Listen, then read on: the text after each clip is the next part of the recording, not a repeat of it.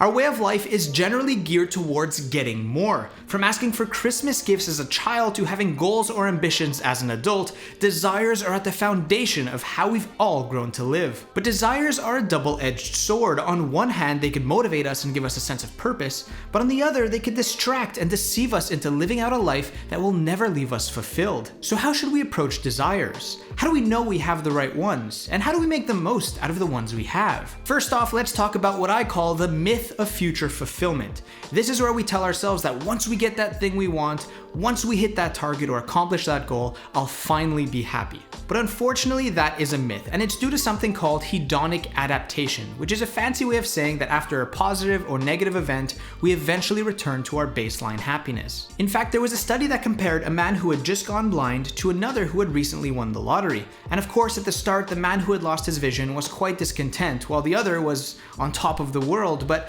what was interesting is that after 1 year, they compared the two again, and they ended up having the same level of life satisfaction. And while maybe you've never lost your vision and probably haven't won the lottery, I guarantee that you've felt hedonic adaptation for yourself. Maybe there was a new toy you wanted as a child, or a pair of sneakers as a teenager, or some shiny new car, but eventually when you got it and had it for a while, it lost its sparkle, right?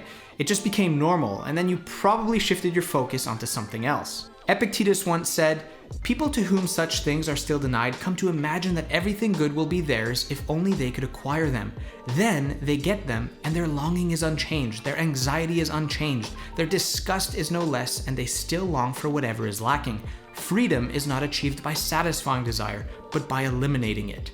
And with material desires, it's relatively easy to learn this lesson, but with intangible ones like goals, it becomes a lot more difficult and sometimes even dangerous. Imagine spending 5 or 10 years of your life working towards something only to get it, then realize that you're no happier than you were before, or maybe you're even worse off.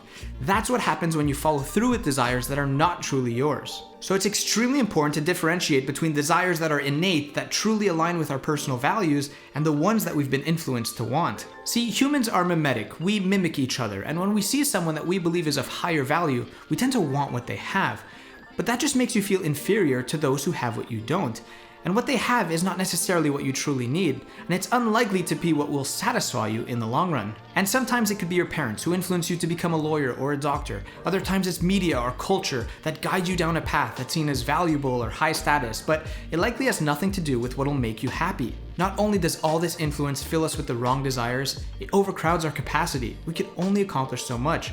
So not only do we believe that we need all these things to make us happy, the more desires we have, the less we'll ever be able to fulfill. When it comes to desires, less is more. Marcus Aurelius reminds us, "Very little is needed to make a happy life. Don't dream about things you don't have. Instead, think about the best things you have now and how much you would crave them if you didn't have them. And at the same time, don't value them so much that you will be upset if you lose them." See, the Stoics didn't have a problem with desire as long as they were for yourself. They believed that it was the intentions that mattered. So your desires are not for the praise or approval of others, they're not for credit or reward, they're for your own internal reasons. So you have to question, what is it that I truly want? Why do I want that thing? Is it to fit in or to be like someone I look up to? Is it what someone else wants from me or what I truly want for myself? But the most important question is, will I be satisfied working towards this thing, even if I never reach the end? And this is where you must understand the difference between the process and the outcome. If we accept that hedonic adaptation is a thing, then we agree that the objects or outcomes of our desires will never really satisfy us. So why should we even have desires? Maybe the Buddhists are right, and desire is suffering. But I don't think that being free of desire is the answer, because setting goals could give us a sense of meaning in our lives as long as we're process-focused, not outcome-focused. Unlike the Buddhists, the Stoics didn't believe that desire was the root of all evil. They were just unconcerned with the outcome. They knew that some things would fail and others would succeed, but what mattered was the act, not the reward. But I would argue that the journey is the reward. It's the striving that gives you meaning, not the having.